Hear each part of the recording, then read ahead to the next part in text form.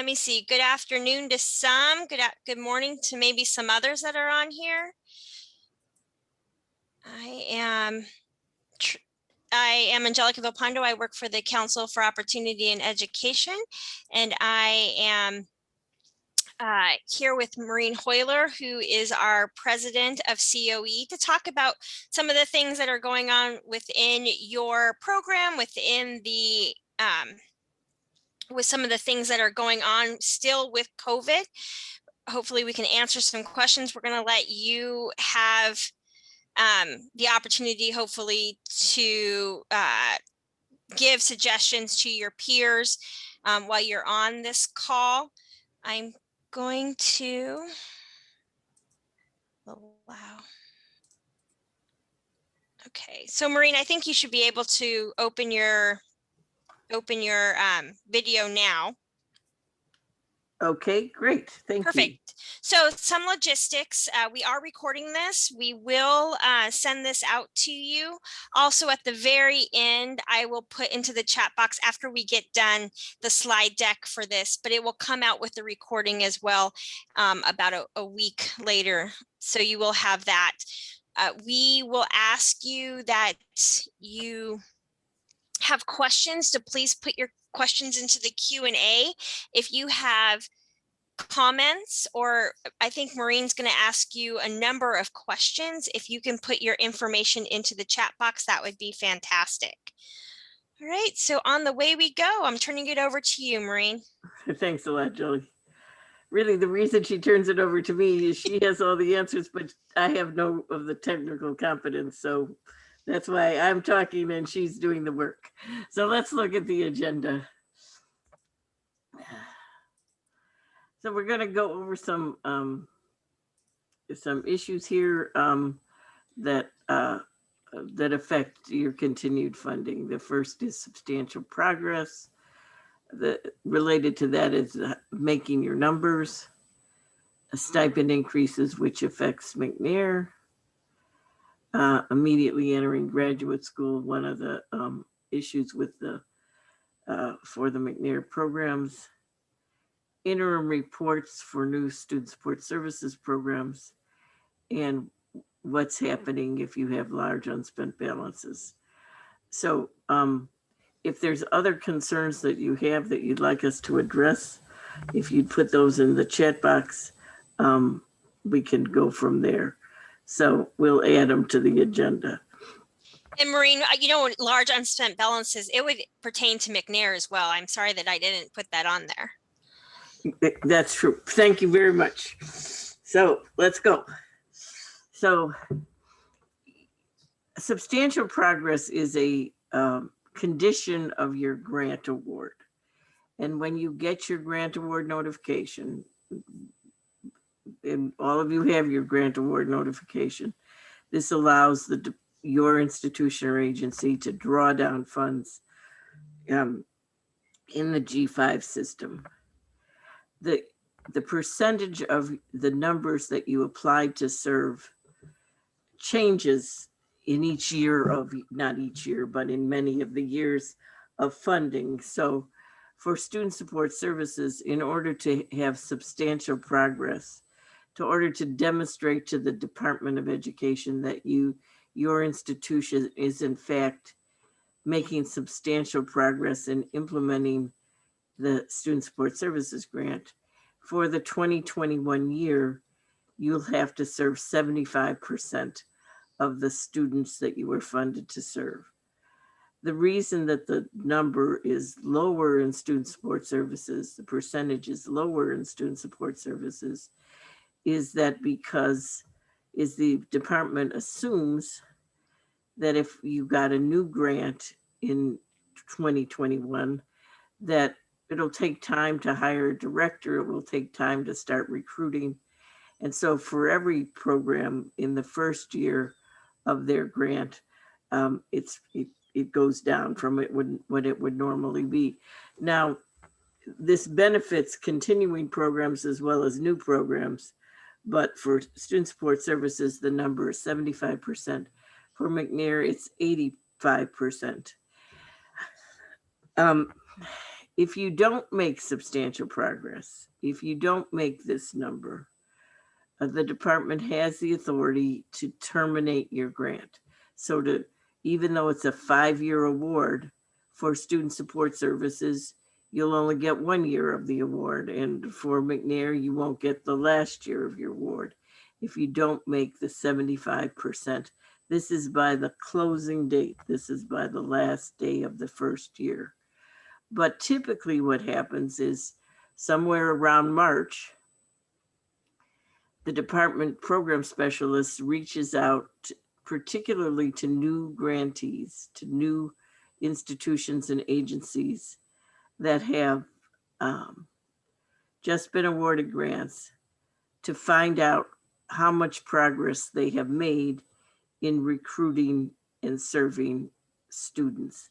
So if you are new, you have a new award, if you would put in the chat, you don't have to put your institution, but just put in the chat,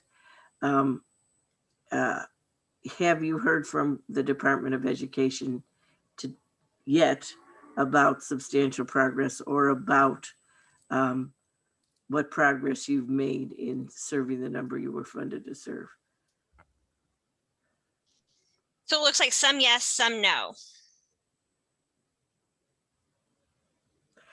The mailing of the receipt of the interim performance report, the reason that they ask you for an interim report is to determine whether you project that you're going to meet your substantial number. So I should have qualified what I said.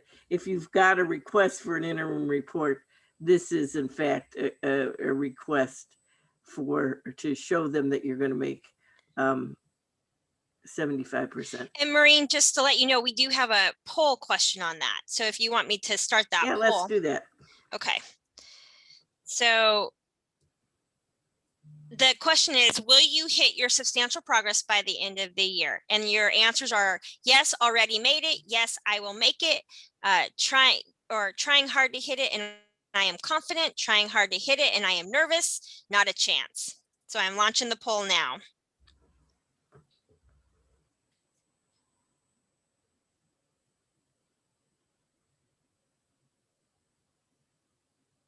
And for those someone said I missed what Maureen said about the interim report. This is for brand spanking new programs. This is if it's your first time ever doing it, getting a student support services, you will have an interim report that will be due on May 7th. All right, so Maureen, I'm going to end the poll in 3, 2, 1. Okay, so can you see the results, Maureen? Yep. Okay. So 43, 53, 58, 68, 77% of those polled presume that they're going to make it, are confident that they're going to make it. 87, right? Oh, percentage, sorry. I was 87 people. Okay. Jelly, can we clear this and just put just yes for new people to respond? Yes, I can. I'm going to stop. I'm going to relaunch the poll. And what Maureen is asking, brand new student support services, meaning that you didn't have an SSS before September 1, 2020. It's going to clear it. So only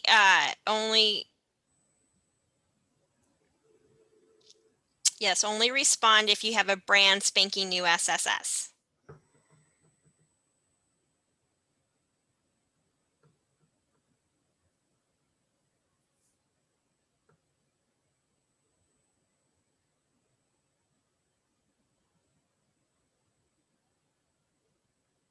Okay, I'm gonna end the polling in 3, 2, 1. Okay, so it's really important that you understand this. If whether you're new or continuing program, if you don't make these numbers, everything would point to you losing your grant, not being funded in 21-22. So it's only 11 projects, okay, that are new projects that are showing here that you're nervous about meeting them. But if you are nervous about meeting them, I would suggest that you get in contact with Angelica and she'll put her information so that we can work with you individually to try to meet your numbers. You have the summer. There's things that can be done in the summer. Remember, you can serve students that are enrolled or accepted for enrollment. So the department is focusing on institutions and agencies that got new grants. The other subset of institutions that the department focuses on are institutions that have not drawn down a significant amount of money, because they look at whether an institution draws down money to assume, they make the assumption that if an institution hasn't drawn down money, they are not doing anything. They don't have anybody to do anything. So even if you're, rolling right along and have the numbers that you said you were going to do, but your grants office is behind and hasn't drawn down the money, they may put you in this category of institutions that they're worried about making substantial progress. And I'm going to say this with hesitancy, okay? If you are a continuing program that is worried about making your substantial progress numbers, pay particular attention to drawing down. You can't draw money down that you haven't spent, but drawing down what you've spent so that you don't shine a light on the fact that things are moving slower than you thought they would be moving. So I'm going to stop for a second and see if there's any questions. There are some questions. Did you want to ask about some recruiting to be put in the chat box at this time too? Let's look at the questions and try to answer the questions through the chat box too. Okay, so so what we're going to do is if you put your questions into the Q&A, and then Maureen may ask you a question and you would put your answers into the chat box. So the questions are, someone asked, 75% of continued SSS programs?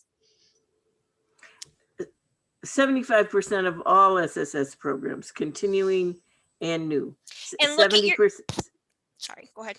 75, you have to make 75% of the number you were funded to serve. And I would encourage all of you to read your grant award notification. It should say that. If forced to choose in Mcnai, is it better to accept a student who is not a good graduate school prospect, not a very good student far outside of the competitive for grad school, not committed, or is it better to be under the project capacity for participants? Well, there's two things that count for Mcnai. Substantial progress. You've got to make substantial progress. And if you don't serve at least 90% of the number you were funded to serve, your prior experience will probably not count, for this year. So, but in Mcnai, don't tell me you cannot find some good candidates for Mcnai. Don't tell me that by really working with your faculty, exploring other options, and I think that's one of the things we'll turn to your colleagues to see what they're doing to make sure they're getting strong candidates for Mcnai. But you don't want to be in a situation of not making 90% of your number, because if you don't make 90% of your number, you don't make 85% of your number, you might not get funded next year. If you don't get 90%, you won't get any prior experience points for this year. So that was the next question. Do you want to talk about what normally would it be 90%? That's not true. It would be 85. And can you tell them why? For all of the programs, whether it's EOC, whether it's Student Support Services, the number that counts as substantial progress ultimately is 85%. So by the fourth year of a grant, for every grant, 85% is the number the department utilizes to measure substantial progress. With the bigger programs like Talent Search and EOCs and Student Support Services, they don't hit you with 85%. They get to it over a course of time. But by the last year of your grant, by the fourth year of your grant, all of the TRIO programs have to be serving 85%. Now there's an exception this year because of COVID in some of the pre-college programs, but we won't worry about that. So this one says for SSS programs with a banked year, and therefore we're in our fifth year, is our substantial progress 85 or 75? 70. I believe it's 75, Jelly. I believe it is. You can look at your grant award notification and you can please tell me if I'm different, but I believe everything starts over once your grant is allocated, once you're successful. Banked years only come into play for a couple of reasons. Mainly if you're defunded, you have one extra years of funding. You do get carry for when other people are use or lose. You'll be in a use or lose type situation, but I believe you start over this year too, because your prior experience is the same too. You don't get prior experience this year too, even though it's called fifth year, but you'll get it for first, second, and third year. Can you no, we're going to skip this one. That's not pertaining quite yet. Okay, let's do that one later. So my new SSS grant was in the funding ban, and we were notified later than other SSS It doesn't programs. make any difference. Yeah, the dates on my GAN are 9/28. That's fine. Does that mean I don't have to reach my numbers until September 27th? And actually, you don't have to reach your numbers until September 27th. But Maureen, can I ask you a question then? The only thing that I worry about, and maybe I shouldn't worry about, is because if their year has started for the fall, their people really should be for the 21-22 year, not the 2021 year. So can you remark on that? It doesn't really matter to meet substantial progress. If, let's say for 2021, you were supposed to serve 200 students and you served 180, okay? So you bring in 20 new first year students in July to participate in an extended orientation program. They count as participants for 2021 because they're accepted for enrollment and you've provided them services. Now, it works to your disadvantage in the sense that you then only have 5 years. If you're a 4-year institution, they count a year earlier. So you only have 5 years to graduate, or if you're a 2-year institution, only 4 years to complete. So there's a negative to this if you serve somebody in the summer before they actually start their enrollment. But it's much better to be meeting your numbers than it is not to meet your substantial progress in your prior, especially your substantial progress. Prior experience doesn't count for student support services in the first year of the grant. It only counts in the second, third, and fourth year of the grant. So, but that is a way, if you're not meeting the substantial progress numbers, to utilize the summer to serve additional students. It's I think we have 2 more questions and then we have to move on. We are a small campus with a large number served. I can hit my 75% this year, but I'm concerned about the 2/3 requirement. You're not meeting your 75% unless you meet the 2/3 requirement. A student who is low income or first generation, or a student with disabilities, doesn't count as an eligible student unless you have already 2 students who are both low income and first generation to admit that additional student. Now, Maureen, the regulations do state that they can be low income and first generation. or students with disability for the 2/3 section. Right. But they have, so of the total number you admit and serve for low income and first generation or a student with disabilities, then you have the right to admit 1/3 who are low income or first generation or a student with disabilities. But if you serve, let's say you're supposed to serve 200 students, and you've served 120 that are in the 2/3 category, then only 60 that meet one criteria are eligible, are eligible participants. Am I making sense here? So for every 2 that are fit the 2/3, you can admit 1 that fits the 1/3. And similarly in the disabilities, for every 2 that are students with disabilities, you can admit 1 student with disabilities who is not low income. But you can't have 10 students with disabilities who are not low income. All of them would be ineligible unless you have students with disabilities who are eligible. So if I've thrown everybody for a loop there, just say you've thrown me for a loop.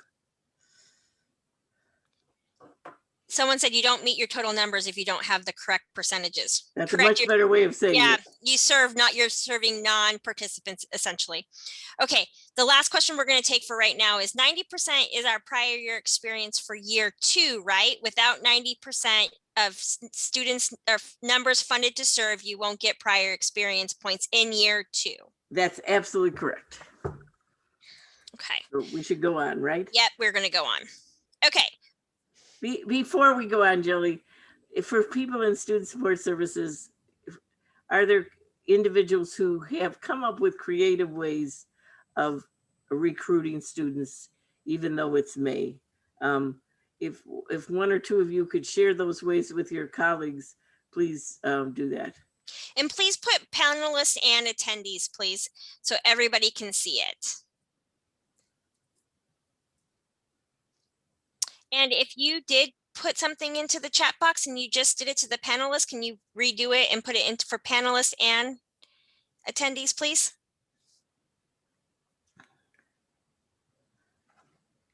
So calling people, getting on the phone and calling people, getting your students to call their friends and ask their friends to join them. Summer, I better put my glasses on so I can actually read this. Summer orientation for new students. For new students. Informational postcard mailings. For people who didn't go to the Final Four, it doesn't work. Okay.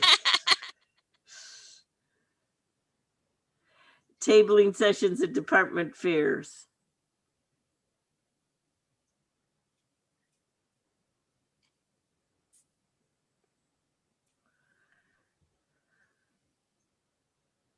So some people are doing snail mail. Asking your admissions office to include something about your programming information they're sending to parents. Info at the COVID testing sites. Financial aid giving, financial aid giving them numbers of our mailing list of students for that are Pell eligible. Okay, let's move on to stipends.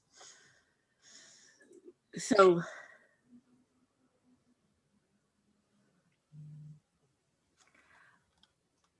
So according to the memo released by the Department of Education. Would you like me to open that? Sure. Okay. This is where I'm a little slow, sorry. Mcnai programs have the right to ask to increase their stipends for this summer. So what the poll is asking, Jelly, I would hope I'm correct, is how many people have, well, let's go to the poll. Do you want to go to the poll? I got to go back to the PowerPoint. Okay, let's go to the letter. Okay, but let me find the letter. Hee hee.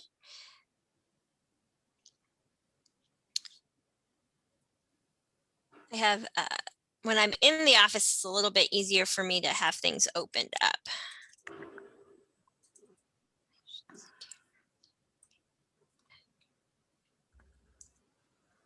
No.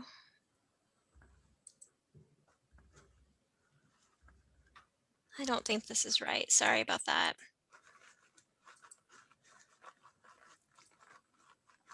Well, why don't we go to the poll? Yeah, let me just bring it back up.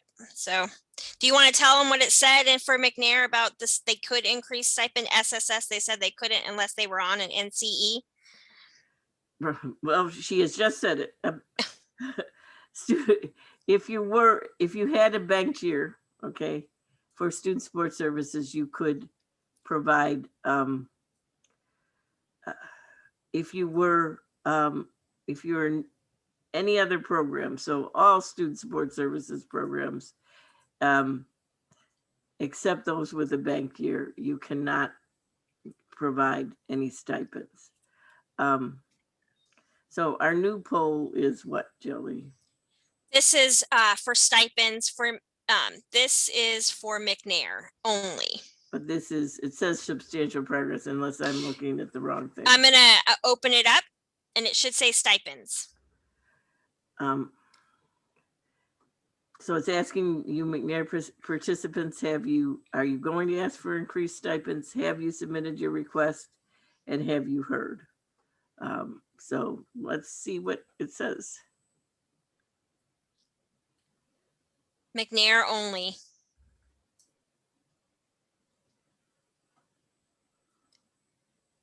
Okay, we will shut it down in 3, 2, 1.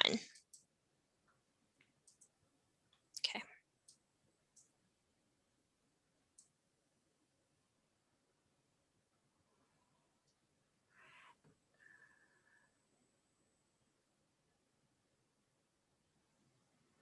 So it appears that nobody's been turned down at this point in time. If you could put in the chat box how much you asked to increase your stipends by. Not how much you've asked to increase them by, but how much you've asked to increase them to. So if you previously had a stipend of $2,000, what you're proposing your stipend would be. Okay. 4,000.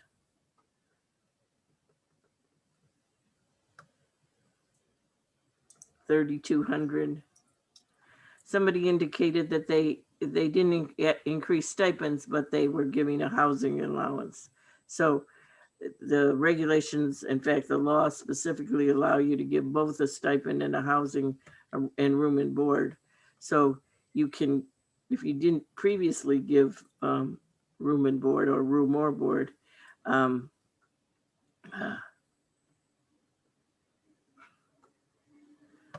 So did you see where Carmen indicated up to 5,000 was okay to ask, but they weren't actually putting that in writing?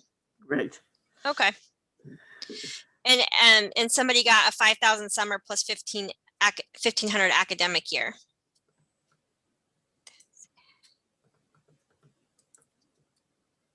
And I also just added in here the December 3rd memo. Somebody else put it into, pulled it for me. So thank you very much.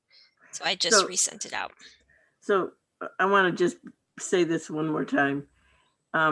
If you are using the same stipend you utilized before, but are adding a room or board allowance, that doesn't require, Jelly, will you agree with me? That doesn't require prior approval.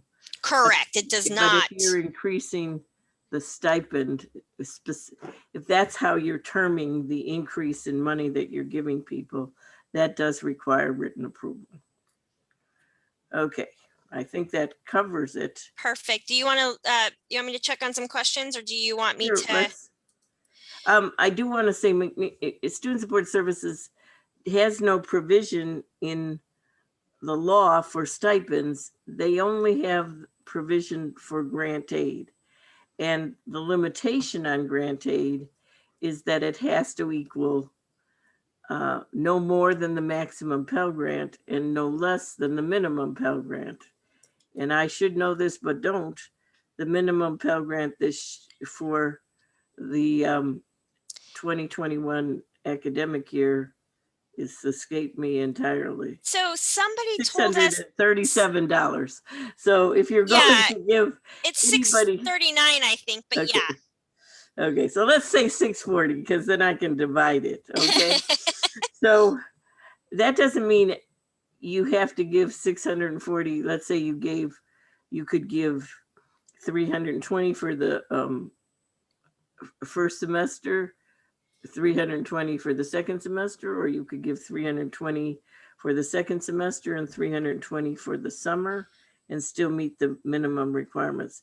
The total over the year has to be at least $640 for you to be in compliance with the law. So Maureen, the only thing that I usually say is caution people, and because I'm a little bit more conservative, is the if for some reason the student, you gave them out, let's say half of that in the fall, expecting to give out the other half in the spring.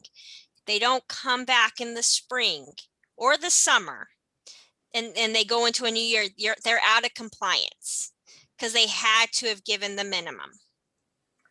So, so what you can do in that instance is if they got loan, give them the additional money to substitute for the loan, or if they didn't give. And so you need to work that out with your financial aid office to make sure you're in compliance. So here are a few questions in the Q&A box. Is it too late to ask for stipend increase for Mcnai? No. Do it and do it fast. Do it fast. Yep. Let's see if any other ones. Email. Okay, so this is someone's asking, we're going back to substantial progress. Can I, before you go there, in terms of when you ask for the stipend increase, don't phrase it in terms of our students need a lot of money, so we're going to give them a stipend increase. Phrase it in terms of typically for their stipend, we require X, Y, and Z. But this year, because they have missed out on some of the academic preparation for graduate study, we're going to require STUV, X, Y, and Z. So attach your request for a stipend increase. This is my opinion. My opinion, and $3 will buy you a cup of coffee. But I would not attach it to student need. Attach it to increased demands of the student. If there's any way you can pull that off, and I'm sure you're creative enough to pull it off. Okay, Jelly. Back to one substantial progress and one regulatory question. How are they going to gauge substantial progress? Don't they measure that in our APR? No, they measure it by two ways. They measure it if you're a new program by the interim report that you submit. That's for new programs. Or for institutions that have not drawn down much money, they will reach out to you individually and make a judgment. Now, if they miss you, okay, and you have really blown substantial progress, okay, if you, let's say you're in an institution that is a continuing institution, so and you didn't draw down much money because the director resigned and one other staff member resigned, and you only served 25% of those that were eligible that you were funded to serve. On the basis of the APR, they could discontinue funding. That's not something that they typically do. But if the APR submission was so out of whack with what was supposed to be done, they could terminate funding. For SSS, isn't the Department of Education not requiring the 2/3 requirement for the first year? No, you're wrong. They don't, the 2/3 requirement is legislative. So that's not to say under COVID they would have that possibility, but remember, we're serving fewer than 4% of the eligible student support services students in the country. So for them to say, oh no, we don't care if they're low income or first generation or students with disabilities, just isn't consistent with reality. Do the first gen low income requirements pertain to student support services with disabilities programs? We are a new program. Our proposal states that 1/3 of our students have to meet the low income requirement with no mention of first gen. Just wondering if this is correct. Do you want me to answer this one? Yes. So Lou's correct. So if you are a student support services disabilities program, you need to meet 2/3 of that are you got to meet everybody has to be a student with disability, right? But 1/3 of those have to be low income as well. So you have it exactly correct for student support services, students, disabled student support services programs. Okay, let's go on and then we can come back to some questions.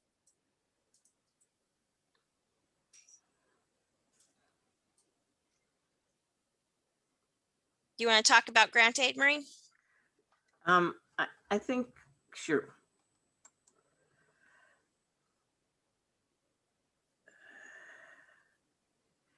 Every student support services program has the authority to give grant aid.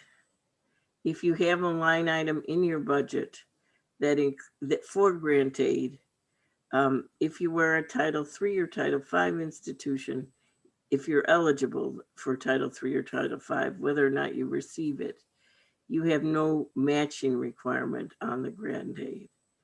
If you are not a Title III or Title V institution, there is a matching requirement in law and regulations that you must meet 1/3. If you give a student $400, you have to match 1/3 of the total grant has to be from institutional sources. So, Jelly, did I say that correctly? Yes, you did. Okay. So go ahead. Last year, the department waived for grants for the 2019-20 year, the department waived the matching requirement for all student support services programs. So that continues to be in effect. It continues to be in effect for grants that are in the 5th year of their grant. Is it, yeah, that they're on the no cost extension? Right. But it isn't, if you're spending new money, that waiver does not apply. Okay. This is something we should raise with it. We will raise with the department. You can't take money out under 200.308 of the OMB cost circular. You can't take money out of grant aid without permission. You can put money into grant aid without permission, but you can't take money out of grant aid without permission. If you are trying to renegotiate your budget, or if the department is asking you for an expanded budget and you put money into grant aid for a year, their practice is to continue that level of grant aid and institutional contribution for the total 5 years of the grant.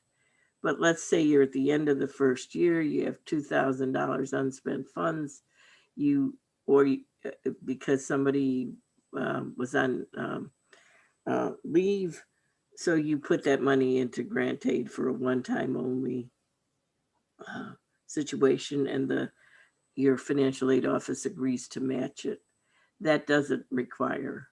You don't tell them that you're doing this, and that doesn't mean that you have that same $2,000 requirement through the final 4 years of the grant.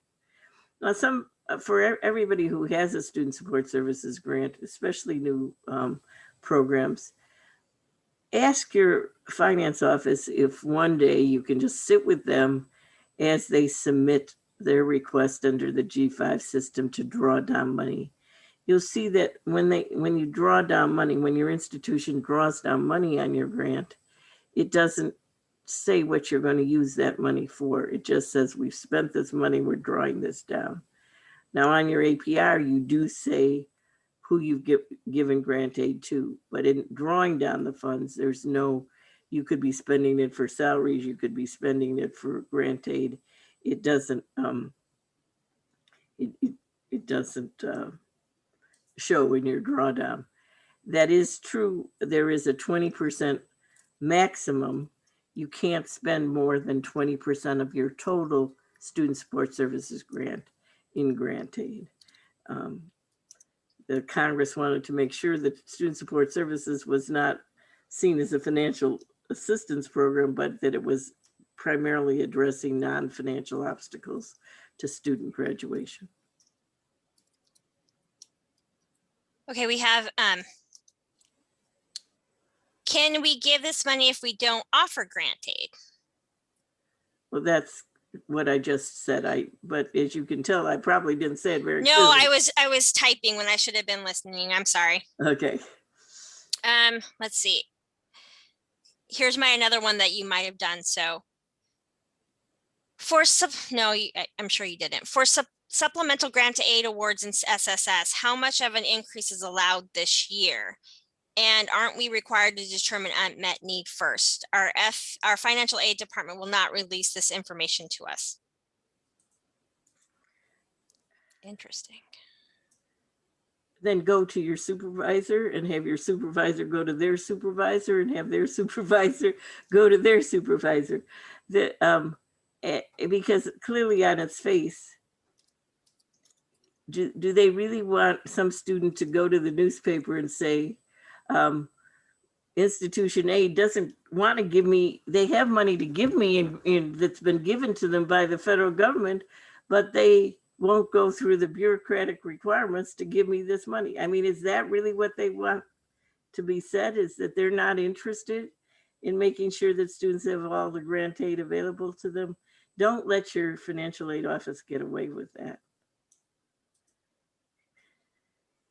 There's absolutely no reason they shouldn't give you the entire package of every student in your program.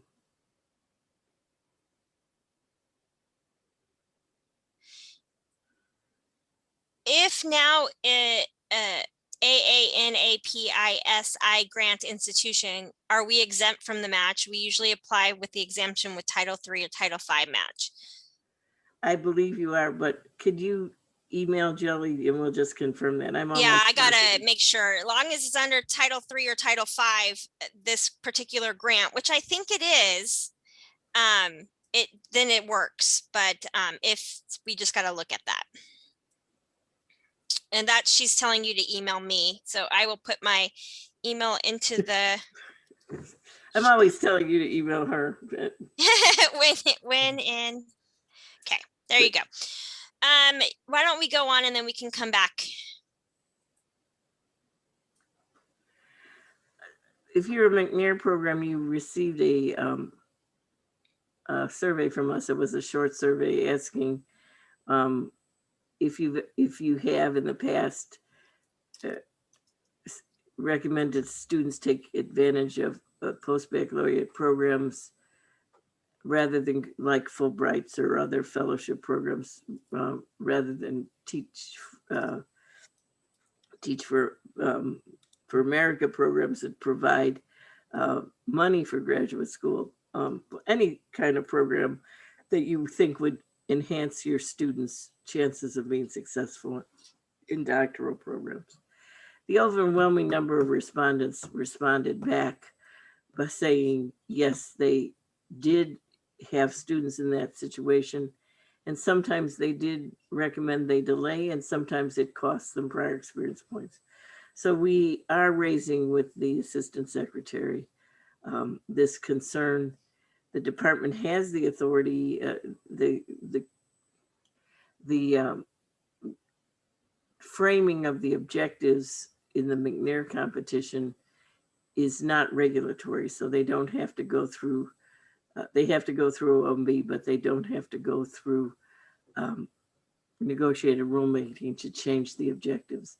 So we're very hopeful that this will be changed instead of that it will be accepted, enrolled in a post-baccalaureate program of study by the fall term to 2 years after completion of the bachelor's degree, rather than 1 year after completion of the bachelor's degree. This isn't a done deal, though. All right. Any questions on this?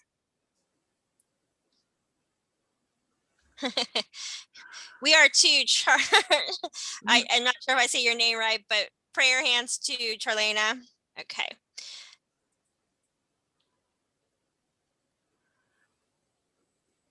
So your interim report goes to May 7th. That has to be submitted. Give the most up-to-date information you can. Spend most of your time talking about how wonderful you are. This is always, but don't hide anything that's really terrible. You know, if you didn't hire a director till December, say we didn't hire a director till December, but you don't have to spend 2 paragraphs on why you didn't hire a director till December. Maureen, you so hit it. That's what I tell people. I'm like, you got to be honest and talk about your challenges, but don't spend your whole time talking about the challenges. State them, and then really spend the bulk of your time how you are, what you're doing now to hit to the 75 at the end of the year.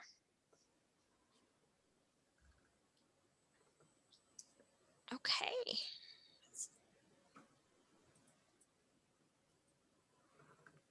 Okay.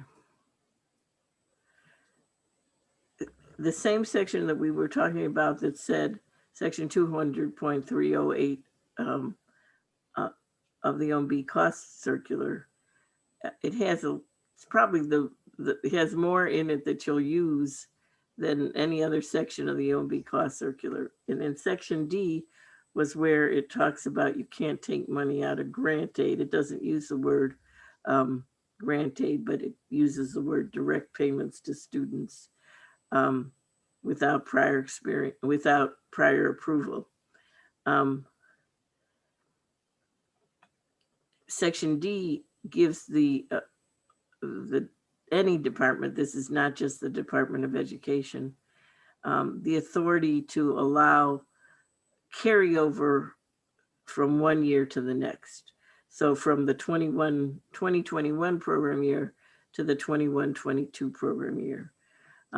Since Mcnair's in its 4th year and Student Support Services in general is in its 1st year, carry forward applies to all.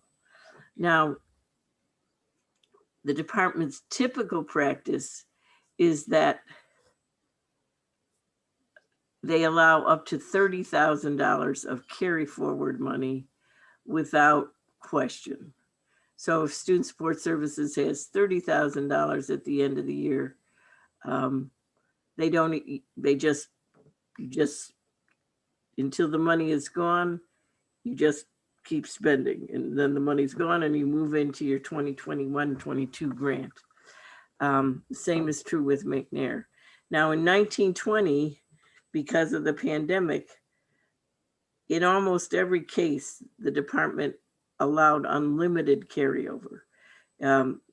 Even if you had $100,000, that's why they're allowing stipend increases, and they allowed carryover of much higher than $30,000. We anticipate they're going to allow carryover higher than $30,000. But if you're a Mcnair program, for example, that has carried over money every year since 4 years ago, do not be surprised if they reduce your grant for the 21-22 academic program year. They're not just going to do this willy-nilly. They are going to look to make sure that McNair programs particularly don't have an unusually high amount of money to carry forward. Are there any questions about that? We have one in the chat. Remember, please put all your questions into the Q&A. This one said, our program specialist stated that all McNair programs will likely get budget cuts because of high carryovers, even though they acknowledge it was because we couldn't spend our travel funds. Is there a way we can convince them not to cut our budgets? Well, first of all, the program specialist won't make this judgment. This will be made up the chain. And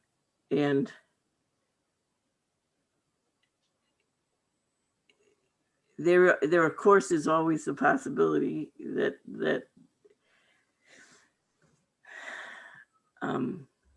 I don't want to speak and say no. It's almost assured that you'll be able to carry $30,000 over. Whether you'll be able to carry $200,000 over, I wouldn't. I'm not going to go to bat for institutions to be. So the amount that we would be advocating that people would carry over has to be a reasonable amount. And so maybe it's a good idea to ask you to put in the chat what you think. This is McNair only, okay? Think is a reasonable number for McNair projects to carry over into the last year of their grant. There was a question about what do I do if our GAN has the incorrect number of participants?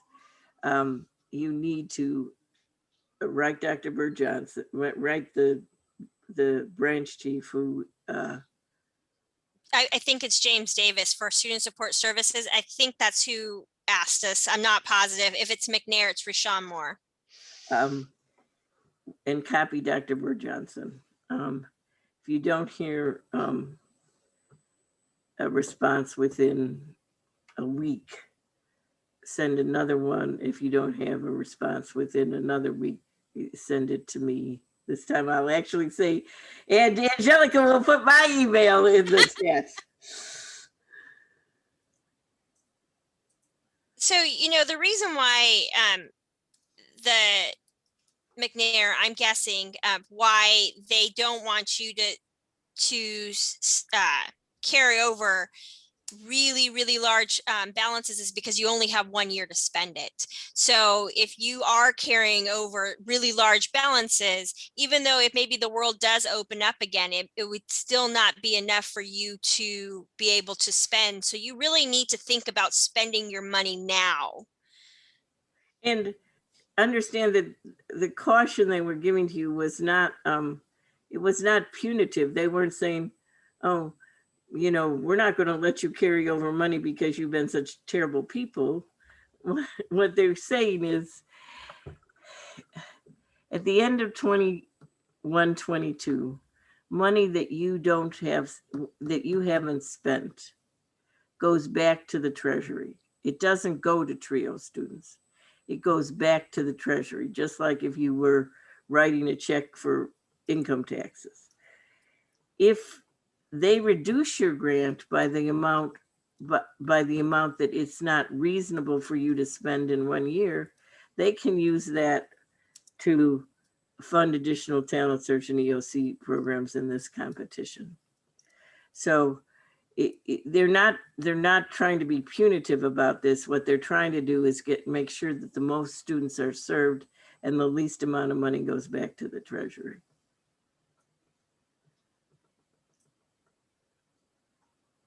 Okay, I'm going to go to the next one because I think this may be our last, and then we can, or close. Oh, it is our last. Very nice. So we can go ahead and just start answering questions.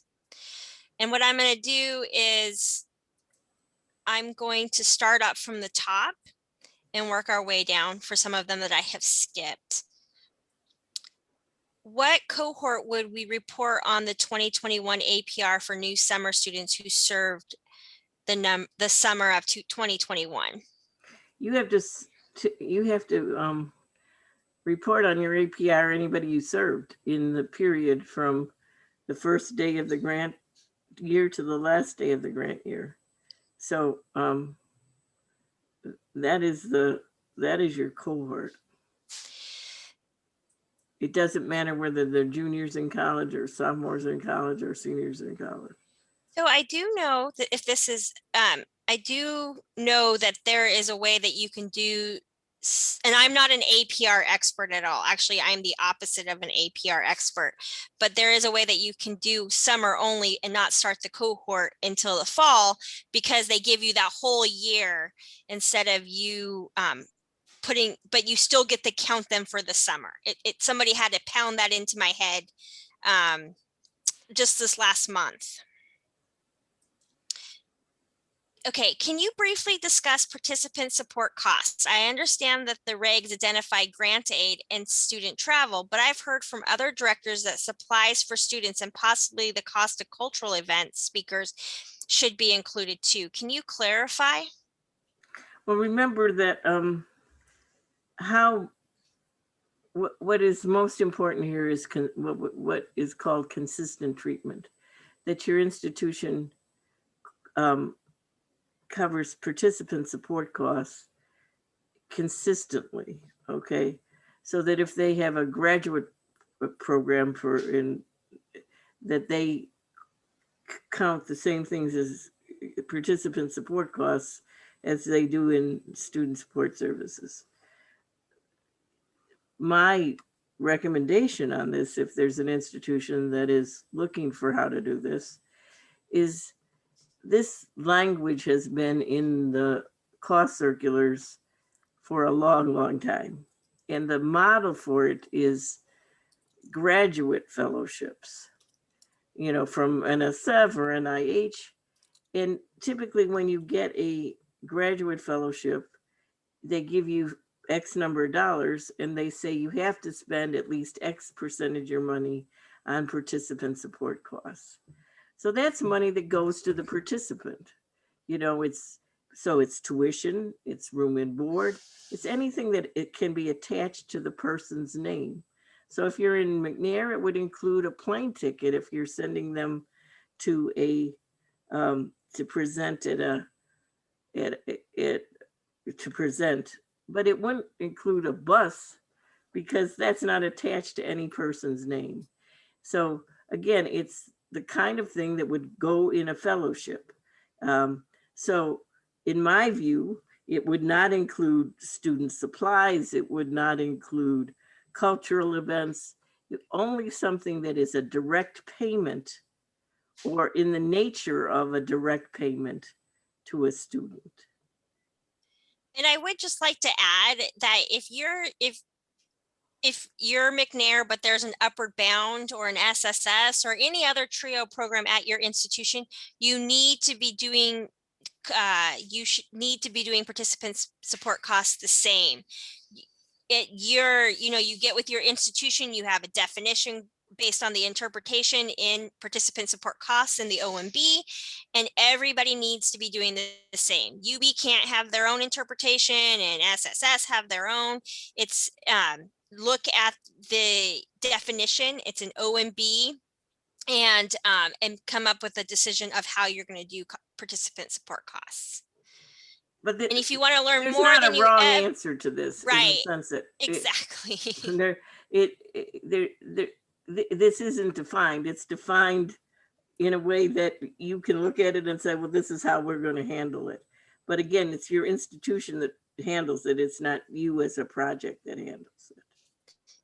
So if my budget can sustain the cost, is there a regulation that prevents overlap of personnel during staff transitions? No. And in fact, if your budget can sustain the cost and you can add another staff member, there's nothing that says you can't add another staff member. For people who are asking questions like this, it really is important that you try to attend COE, and I'm sure some other institutions provide training on the legislation regulations. It really is important for you to understand your authority. You can add lines, you can take away lines, you can do a whole lot. Your institution has a lot of authority, and you don't want to go into running these grants, directing these grants without understanding your authority. Doing so is a disservice to your institution and to the students you could be serving. If a Mcnair student receives services in fall 2020, but leaves the university over winter break and doesn't enroll for winter 21, can you replace them on the roster, or are they on the roster until the following reporting year? You can replace them in the program. Let's say you're funded to serve 24 students and you end up serving 27. You can serve 27, or you can serve 29, or but you can't take anybody out. If you serve them, you have to report them. Right. If they were a participant in 2020, even if they leave halfway through, they are a participant on your APR for 2020, 2021. Regarding the use of 4%, so this is for student support services, regarding the use of 4% of our budgeted salaries for staff travel, can we consider salary paid through the employment agency, or does the 4% of staff travel come from full-time employee salaries? Full-time employee salaries. Okay. Our grant does not include grant aid in our grant. However, we just received notification that our community college is an eligible institution under Title III and Title V by July 1st, and is also eligible for waiver of the non-federal ship. Yeah, okay. Can we ask our program specialist to approve the amended budget to include a one-time budget line to award grant aid under the new cycle without the match? For a one-time budget line.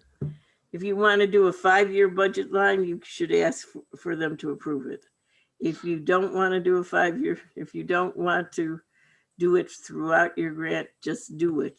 And Maria, this is, you're now or as of July 1, Title III or Title V. So when that kicks in, you should consider having grant aid throughout the course of your grant. Don't, try to do a minimum so your grant can sustain it, but it's a great way to give out money to your students. Now we can talk about all the rules, because there's a lot of rules that apply with grant aid, not just the Title III, Title V eligible, that I'd be happy to talk to you about after this. Do you think there will be any leniency that make our numbers, given we are recruiting during a pandemic? No. I agree. In the past, we have been allowed higher levels of carry. Remember, there's higher need because of the pandemic. The Department of Education has to respond to, I'm not saying they're not sensitive to your situation, but they're more sensitive to student need. They're more sensitive to the fact that students are not continuing in college and not enrolling in community colleges. They're more sensitive to that than they are to your particular situation. And my guess is that when you wrote that student support services grant, you showed that there's at least X number % of students at your institution that are eligible and unserved. So they're assuming that you're creative enough, that your institution is committed enough to find ways to get to those students. I know this sounds careless. I know this sounds, but I think that's the case. That you have to really work with your institution to come up with creative ways to get your substantial progress number. And I just wanted to say too that, and this is going to sound harsh too, and I don't mean it to be, but they're going to also look at, there are a lot of SSS programs that are fully virtual that are making their numbers, okay, that are really are doing a great job. And so that can't be your crux to say, well, I'm all virtual and the Midwest might be hybrid or whatnot. There are virtual programs that are kicking some butt. So that they are going to, because we are working to make sure that the low income first generation students with disabilities are staying in school, still applying for school. They are relying on your program to do the job that it said it was going to do. Otherwise, they can take your money away and give it to somebody else that is doing their job that they said they were going to do. Okay, in the past, we have been allowed higher levels of carryover staff vacancies. Can we expect this, or is it at the discretion of the program specialist? It's not going to be totally at the discretion of the program specialist. I made the distinction between student support services and Mcnair. I think student support services, the likelihood is that you're going to be allowed a significant amount over $30,000. I think for Mcnair, they're going to be more careful about what they're allowing in carryover because it has to be spent in a year, where student support services has 4 additional years to spend that money. So again, it's not that they're treating you differently. They're just looking at it and saying, can this program reasonably spend this amount of money or not? So again, student support services, I wouldn't be surprised if there was no limit. If you got a new grant for $220,000, you're probably not going to be able to carry over $210,000. But but you're probably not going to be in that situation. So as long as you're making substantial progress, I think there's going to be much more flexibility given to student support services programs. If we are a new student support services program and we do not see a way to spend down below 30K, do we put a higher number of anticipated unspent money in our interim report? Again, you've got to be honest. Yes. I also would say that because, as Maureen just said, you have 4 years to spend it. So maybe you can't. So I would give a picture of how you could spend your unspent monies in a 2-year period.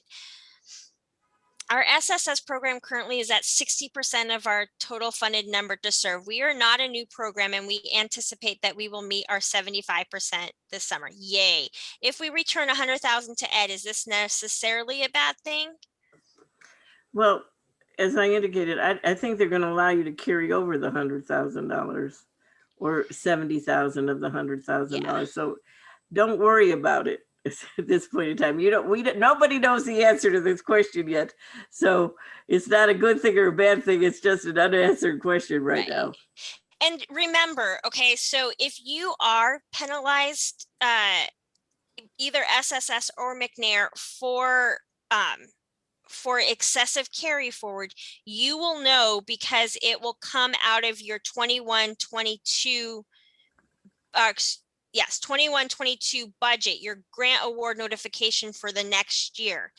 That $100,000, even though they may have reduced you some in your current GAN, that $100,000 is coming over with you too. So don't forget your full carry forward as well as your budget that's for 21-22.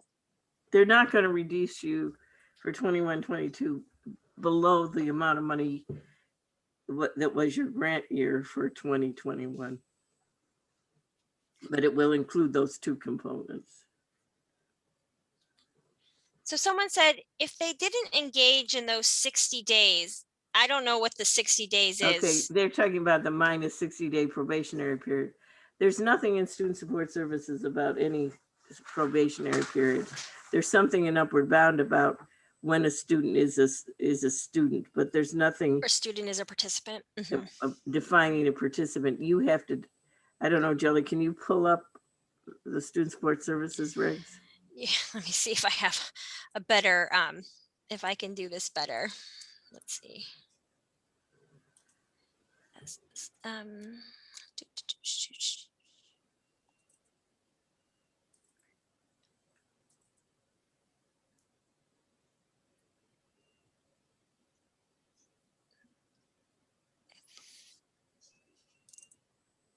Yes. What would you like? Let's say who is eligible to participate. Let's look at that. Who is eligible to participate? So 646.3. Okay.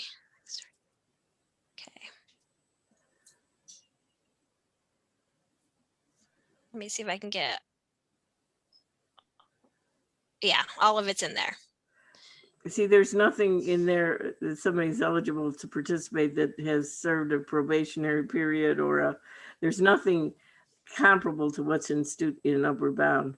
So you can start counting a student as a participant, the first day they come to get any service, or you can say, we're going to count participants after they participate in 3 services. But you have to have that written in your policies and procedures. All right.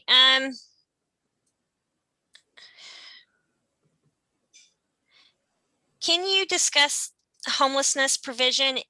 It says in SSS, but it's for everyone. How can we assist a student that is homeless, and how will we document? So I'm not sure if they want to know eligibility, how you document eligibility. Well, the main difference in terms of what you can do for a student who's homeless and for a student who's not homeless, and again, if you pull up the regs, Jelly, under allowable cost, it allows you to pay. For SSS, yes. Right. It allows you to pay for room and board during vacation periods. Yeah. Let's see. This is under that aren't summer. Right. Let's see.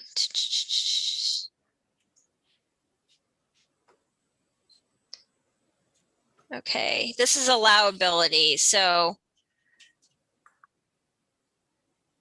okay, temporary housing.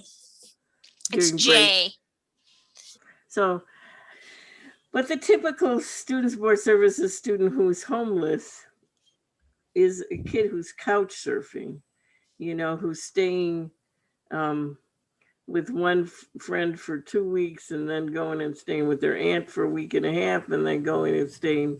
So typically it's more of a counseling issue than it is what are the community resources we can give you? How do we advocate with the financial aid office so you get enough money to live in the dorm or to pay for an apartment with other students?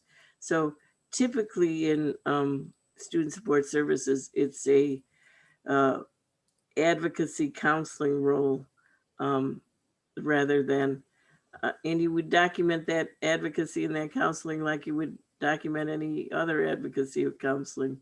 What do you do for a student whose car breaks down? What do you do for a student who's in a domestic violence situation? All those things are notes that you need to keep, not necessarily to document that you did it, but so that other members of the staff can know what they need to serve these particular students. If you do that, if you keep those kinds of notes, you'll have whatever documentation you need.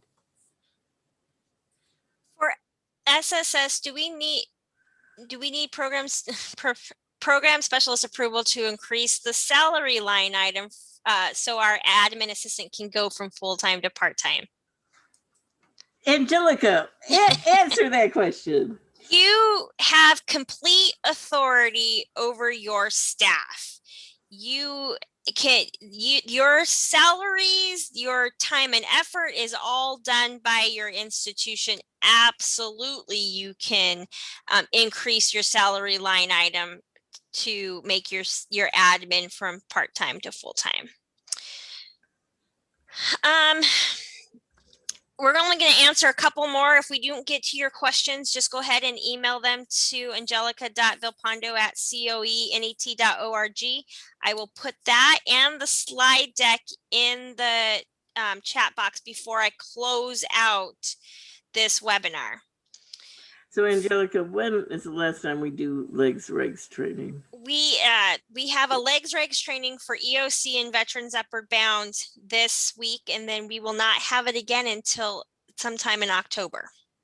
So, but if you are asking these kinds of questions about what can I do or what can I do or how's this defined or how's this, and this is something that you can, that is an allowable cost, or you can arrange with our program and professional development staff through Ms. Viapondo for COE to do, one day for not just your staff, but the grants office at your institution, the financial aid office. So if you have regulatory questions, you want to get them. You don't want to get a he said, she said kind of answer. You want to be able to know where in the regulations your institution has the authority to do certain things. So don't wait till October. Try to get these answers. Try to get a formal program established so that you can be confident in your abilities to manage the regulations. And thanks, Maureen. The PPD team will answer any questions that you have of us. We will tell you when it's our opinion. We will tell you when it's regulatory. Also, but Maureen did bring up a really good suggestion. COE does do technical assistance. We do legislation and regulations, just like you said. So again, please, you have the money, take the time for you and your staff to go through this and really understand this. As I said before, we're going to take one more question. I put the slide deck in the chat box. It says, I am new to TRIO. Has there been in the past where graduated students can still use Mcnair funding for travel to check out graduate schools? And he's asking because, their seniors weren't able to travel. The problem here is the definition of participant in Mcnair says you have to be enrolled in a program of post-secondary education. I don't know if Jilly, can you pull up the Mcnair regs? Yeah, I can. Hold on just a second. Share screen. Share that right now. This is SSS, so Mcnair should be right here. And what are we looking for? What's the definition of participant? So that's early on. Yeah, 647.3. Yeah, right here. Student is eligible as a citizen, permanent resident, other than a temporary as a resident, is currently enrolled in a degree program at an institution. So they can't have graduated and not be enrolled in a degree program. Now, if they graduated, enrolled in a master's program, they could still be eligible for Mcnair to get them into a doctoral program, but they can't, just after they graduated, you cannot use Mcnair money on them. That hasn't been, the department hasn't changed that because of COVID. All right, thank you. So again, we appreciate your time today. If you did not get your question answered, please email me your question, your unanswered questions to angelica.vilpondo. You should get like 1 million emails from me. So hopefully you have this, but if not, and we will get back to you. Again, we appreciate your time today. We appreciate you asking us these questions. And our next Connect, Discuss, Learn, I believe I know it's in June. I don't have the dates in front of me right now. They will be on our website in the next couple of weeks. We'll have one in June and then we'll have another one in August. All right. So thank you and take care. This concludes our webinar.